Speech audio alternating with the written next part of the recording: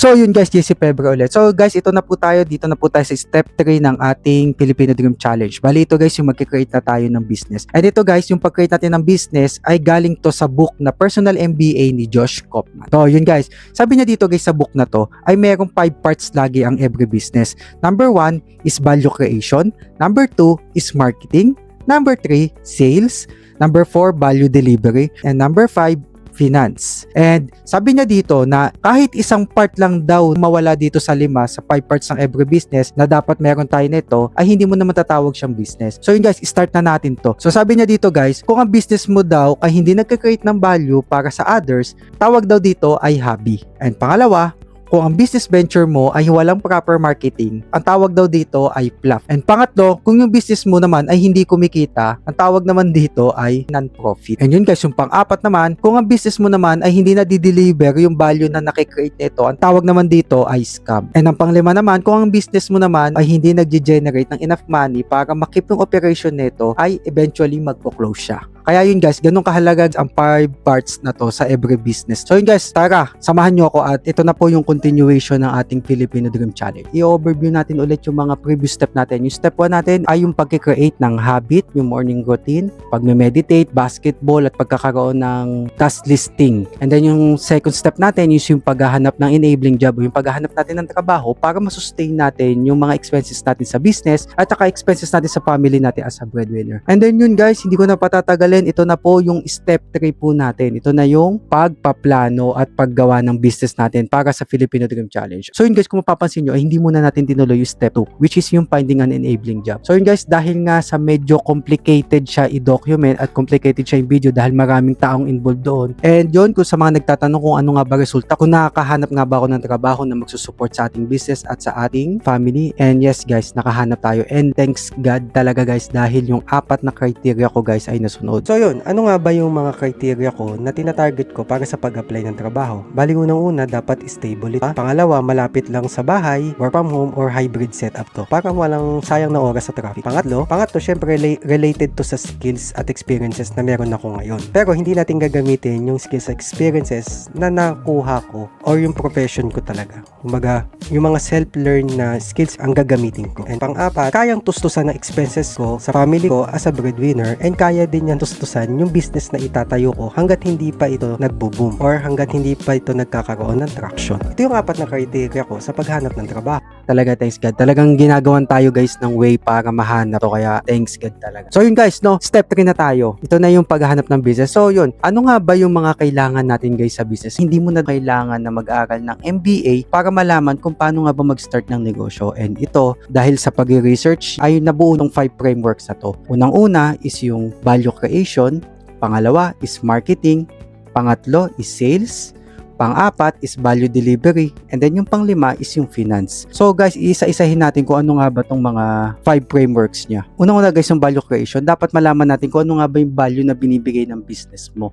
Mapa-product man yan or services. And then yun guys, ito ang unang tanong sa atin. Yung business mo ba na tinatayo ay meron bang value na naibibigay sa mga tao na yung tao dahil sa taas ng value ay willing silang magbayad kahit mataas ang presyo nito? So yun guys, yun yung number 1, yung value creation. Ayun nga guys sa book na Trade-off, yung Why Some Other Catch On and Why Others Don't by Kevin Maney. And ito guys ay ina-identify ng 2 characteristics sa ating products or services. Number 1 guys na ina-identify nito ay yung business mo ba ay may convenience. Pangalawa is high fidelity. And yung tao ay willing magbayad kapag merong sa dalawang karakteristik na to. Paligay sa convenience yung number 1. Mabilis ba to? Reliable, easy, and flexible. Palig ang example ng number 1 na convenience is yung mga convenience store. Nung una yung mga 7-Eleven, yung mga Jollibee, mga fast food, mga Lalamove. Kasi convenient sila, mabilis, na di-deliver, flexible din siya. And then yung pangalawa is yung high fidelity. Ito guys yung mga high emotional impact, high aesthetic appeal, and a high degree social status. Ang example nito ay yung iPhone, yung Apple products. Kasi isipin nyo guys, kahit anong mahal niyan, basta makabili ka ng iPhone, 'di ba? Iba yung high social status ka, parang feeling, uy, sosyalin to. 'Di ba? Ganun yung kadalasan. So yun guys, yung number 2 is marketing. Sabi niya dito, yung business mo ba ay nakaka-attract at nakakapag-hold ng people's attention? So yun guys. Isa sa example dito guys ay yung in-announce ni Steve Jobs yung iPad. Sabi niya, the new device would be 10,000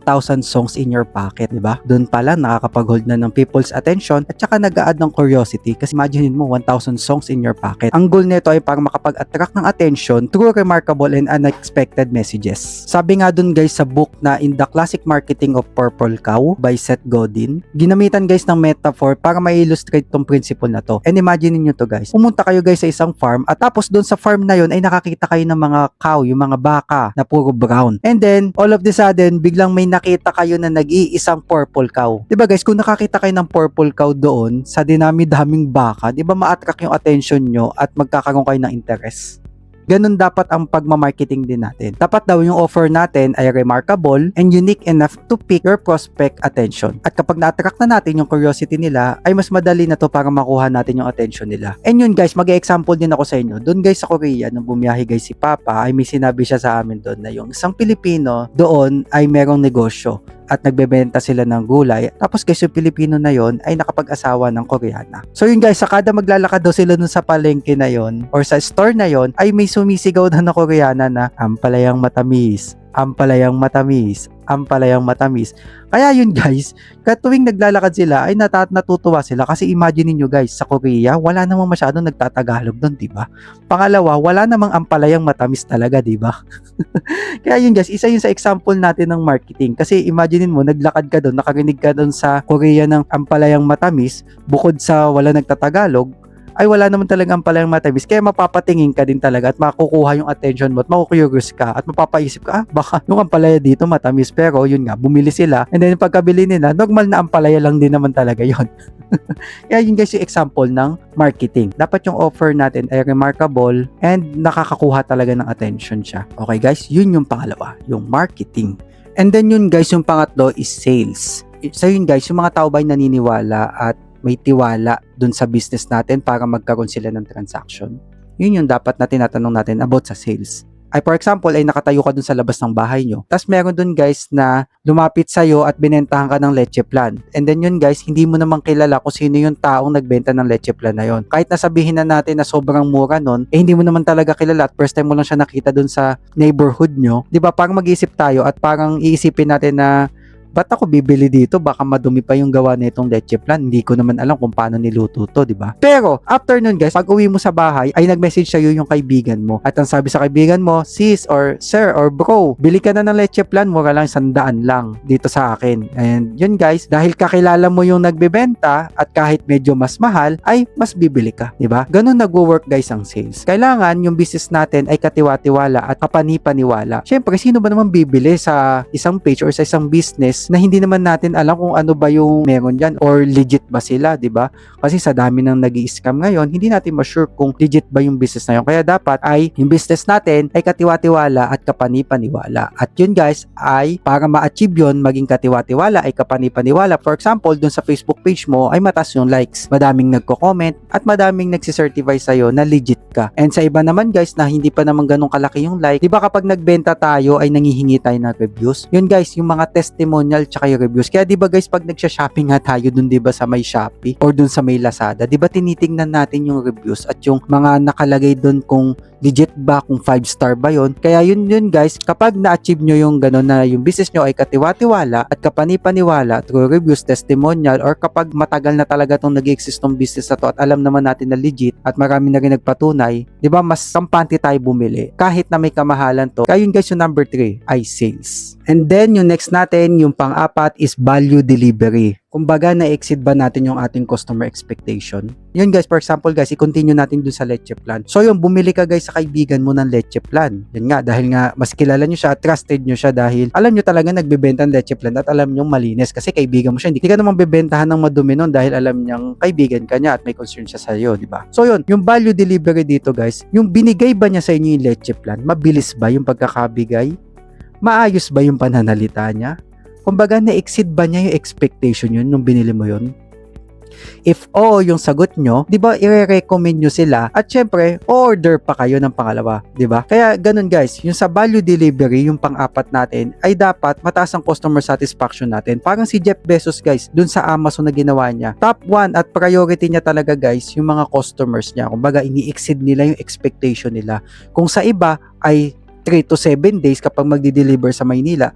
Sa kanila ay kaya nilang gawin to ng 2 days. At pangalawa guys, bukod sa kaya nilang gawing 2 days or mas mabilis pa doon, ay nabibigay pa nila ng mas mura. Bakit kanyo? Kasi guys, sila Amazon ay mas malaki ng company. Ibig sabihin, kaya nila nabibigay ng mura dahil malaki na yung logistics nila at marami na silang naisasabay doon. Kaya kahit mag-deliver sila ng mura, kung bulk naman yung pag-deliver nila sa mga customer nila at mabilis, nababawi naman din yun at nagiging profitable pa rin sila kasi madamihan yung deliver nila at hindi pa isa-isa. Kaya yun guys, yung pang-apat, value delivery. Dapat mataas ang customer satisfaction natin. Okay? So yun guys, yung next natin, yung pang-fifth natin sa 5-step framework ay finance. Kumbaga guys, mas malaki ba yung kinikita natin kaysa sa expenses natin? Kailangan guys, ang business natin ay mas malaki yung kinikita natin kaysa sa nilalabas natin. Bakit kanyo? Kasi syempre, paano aandar yan kung wala ka namang kinikita? Ano yan, charity? Di ba hindi naman charity tinayo natin, kundi business? Kaya guys, pag nag-business kayo, make sure nyo na profitable kayo. At hindi lang maraming benta. Kasi marami dyan na business, is maraming ang benta, marami nga silang dinideliver na product, pero wala namang tinutubo. Kaya ang nangyayari, nagiging break-even lang. And kapag kumonti na yung benta nila, ay palugi naman ang nangyayari. Kaya make sure mo na nasa taas ka lagi at hindi bababa. And if ever man bumaba, ay solusyonan mo yung problem kung paano ulit ito mapataas. Okay? So yun guys, finance, kailangan mas madami yung income ng business kesa sa nilalabas nyo. Kaya guys, huwag kayong mapapasilaw kapag madami kayong benta. Make sure nyo na dapat kinukompute nyo ito in regular basis. Dapat tinitingnan nyo yung bawat sentimo na nawawala sa inyo at dapat tinitingnan nyo din yung mga sentimo na pumapasok sa inyo. Dahil ang business ay dapat profitable para lumaki ito at syempre para din magkaroon kayo ng budget kung sakaling wala na kayong benta or yung mga tinatawag na rainy days. So yun guys, no, ayun yung 5-step framework natin. Unang-una, value creation.